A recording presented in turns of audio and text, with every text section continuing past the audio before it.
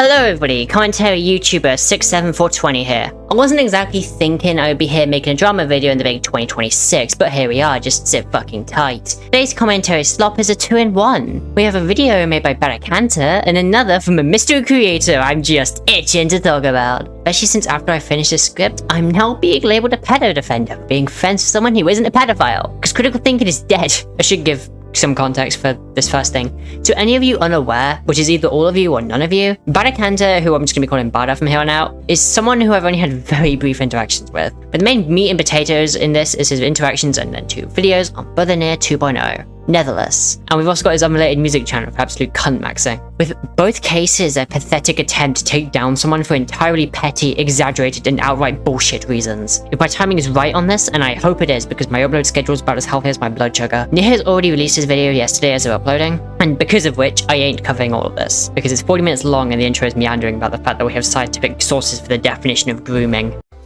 Whoa. What I'm here to do today is both tell you the funny shit from my side of the story, as well as debunk the lie said in this video with the context of both being friends with Nier and also being involved in his projects. Once again, I'm going to state that I am only going to be covering everything that involves me and Nier, as of January last year to today as of writing. Anything beforehand, I simply was not there and cannot, without bias, give an opinion on. That is all entirely going to be on Nier's video, and the full video here will also be in the description, so you have the full context. But being real, no one ever does this shit anyway.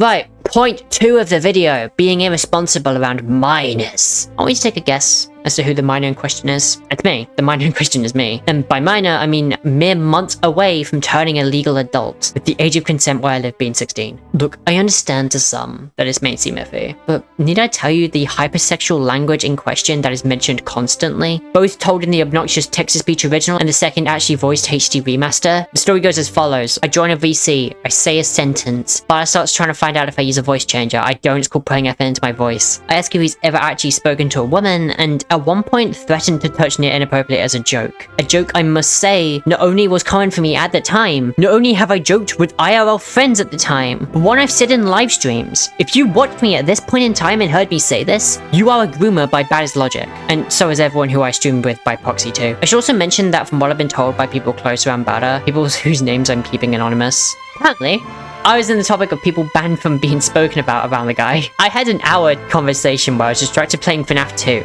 I literally had to scrape most of my interactions out of my brain, with other details just me guessing with what sounds right. And for some reason, the one detail I can remember the most was that I was playing FNAF 2, compared to this way older man who has been thinking about me for almost a year.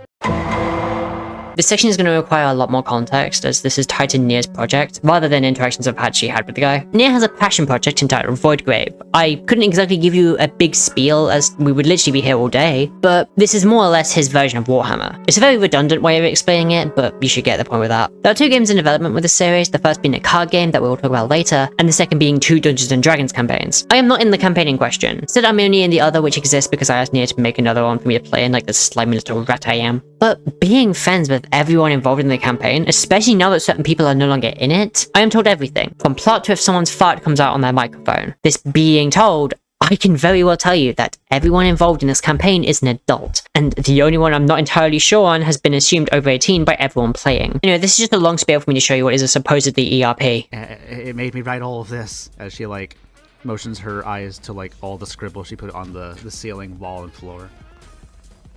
Gotta look at it. Okay, whose blood is this anyways? Mine. As she just starts, like, whimpering and just going, "It's not fair." She just continues saying, "It's not fair," as she's crying onto your shoulder. Isham nods and actually leans in to kiss her. She just leans in, like, I'm assuming like you're kissing her forehead or something. Oh, no. I'm going to make out. Oh, okay, yeah, she fucking, yeah, she reciprocates. I don't know if I'm just fucked in the brain. Please tell me in the comments. But this isn't exactly fucking erotica. There are risky topics mentioned, but they aren't shown. The way this is made out is that Nier and the guy in question were busy detailing every moment of a hardcore fuck session, when this is the best we get. There is no inclusion of an actual recording of offensive moments caught on a public live stream. Similar to this, the campaign that I play in, keep in mind being a much more raunchy situation with adults who all play into it, there is not one moment that would be considered erotic roleplay to anyone with more sexual understanding than a grandma. Alright, so remember how I said Nier also has a card game? This is a tabletop game more or less inspired by Yu-Gi-Oh! And then turned into Magic the Gathering. The specifics once again aren't important. What is the scope of this game. To include every faction of Voidgrave, Nier plans to create roughly under 1,000 cards. It's a lot, it's very clear that Nier plans for this game to be entirely finished in years to come. What Batakanta says about this is an absolute lie. According to him, all of these cards have been done by one guy. I can literally prove to you that it's not. I did these. There are multiple artists working on this, and the bulk of which are being done by Nier. Also, the guy in question, Drag, I don't care about, but he has this to say about how long they took. Like, in terms of work hours, like, is it like 1 hour, 2 hours? I'd say like around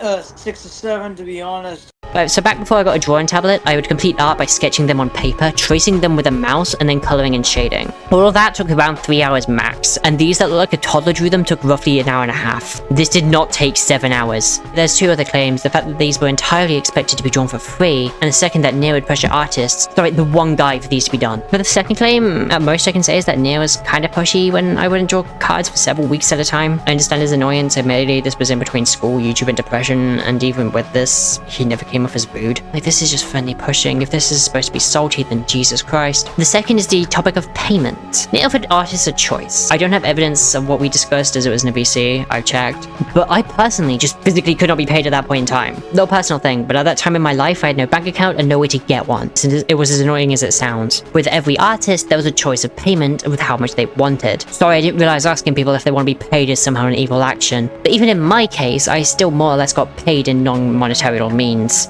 No behind the scenes, but I myself physically cannot pay people for things such as voice acting and art done for my channel. I make it very upfront, I cannot pay people and it's entirely done for free. And in return, like with people such as Nier, it's a work transaction. I did art for him and he did art for my stills. Again, sorry I did not realize this was evil. Anyway, the conclusion of the video is jerking off his 5 minutes of googling. Truly a video for the ages. But you see, that's not entirely the point of this video. You see, I found out something in the intro of this. Very deep in the trenches of babbling about people no one knows outside of Discord. There's someone familiar. This video is about Moment of Sanity. Apparently, before I met Sanity, a guest she had on her channel was a man who goes by the name of Safe. Those who don't know who this is, like me, the man has doxed several people, he has false guideline struck people, and Gore, he was ableist and racist, and he was also in a group of weirdos. All of which Sanity has supposedly called out in the past, and here she gives this guy center stage. But that's not what I care about right now. Sure, it's bad, and I would hate to be in Sanity's shoes right now. But I'm just gonna say, I'm not entirely being honest with you. On the 20th of March, I rebranded my channel. I went by Flexomony for primarily two reasons. One being how people online had a parasocial crush and friendships when I both did not reciprocate and was uncomfortable by them. For the record, I am not your friend unless I say so. I do not know you and I do not want to. But there was another reason. One, I kept vague because I specifically wanted no drama. But fuck it! This is my only opportunity to do this and I'm taking it happily. Moment of Sanity genuinely tried manipulating me into being their ideal version of what a trans woman should be.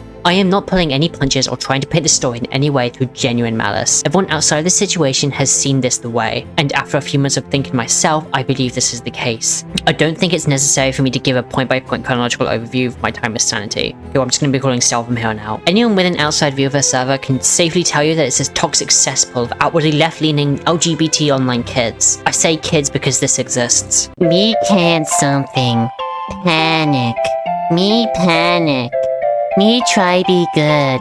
Me not want pain. This outward view made it genuinely difficult to be anything other than what they wanted you to be to fit in. I am a very edgy person. As much as I try and move past it, I find slurs and such funny. I use words like tranny and read near constantly as a both trans woman and definitely autistic person. And with every time I said something like this, I would get a disapproving reaction from Stelle and a merry band of orbiters. I genuinely believe that with me identifying the way I do, I have avoided several bans from her server as compared to other people who are the same way personality-wise, and how they were treated and punished. But don't think that means I was treated nicely. No. You see, outside of anything YouTube related, there was nothing. We never had honest to God conversations since like the first few months I've known her. And in content, there was this shift with how I felt being treated. There were several bits made to my expense that I was okay being taken the piss with. Me being a massive pussy, sure. Me having the weirdest taste in people, sure. But then there were bits like calling me someone who's had dependencies on alcohol and other shit, an alcoholic simply for the fact that I had sad wine times, compared to Sanity who'd be drunk on a near constant basis. This was to a point that I had random people in her community continuing to do this bit when I was making efforts to avoid substance abuse. Or the fact that Sanity would constantly mock me for almost every interest I can think of. If I listed them, I'd literally be here all day, so here's all of them on screen at once. But keep in mind, me having an interest in something Miss Sanity doesn't like, point and laugh at this woman. But God fucking forbid I don't care about some bullshit she cares about. Main two of the Sonic.exe album I literally do not care about, that she multiple times bitched at me to listen to. For the record, I liked this song, but I never want to listen to it or anything like it again. And the other was Deltarune, where Sanity, like a child begging for sweets from its mum, kept going on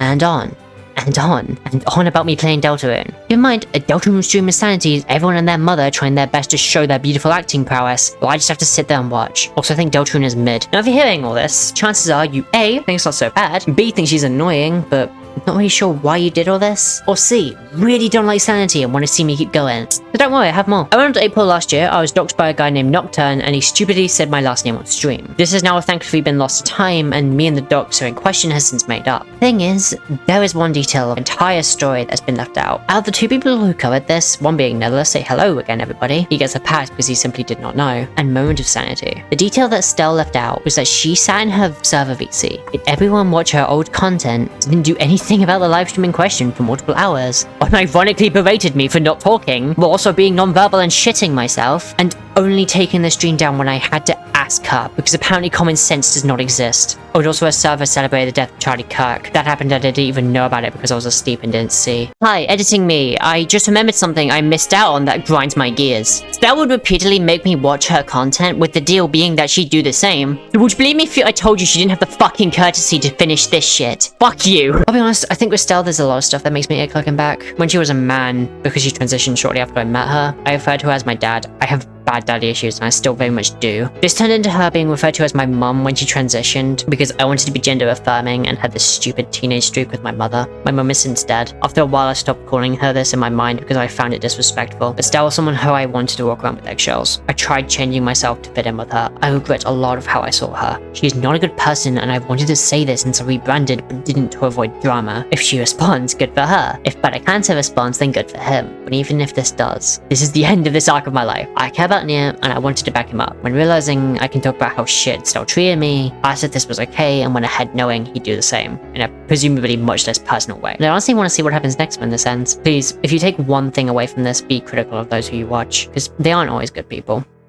Also, I drew myself as Colin Bellinger and that's funny to me.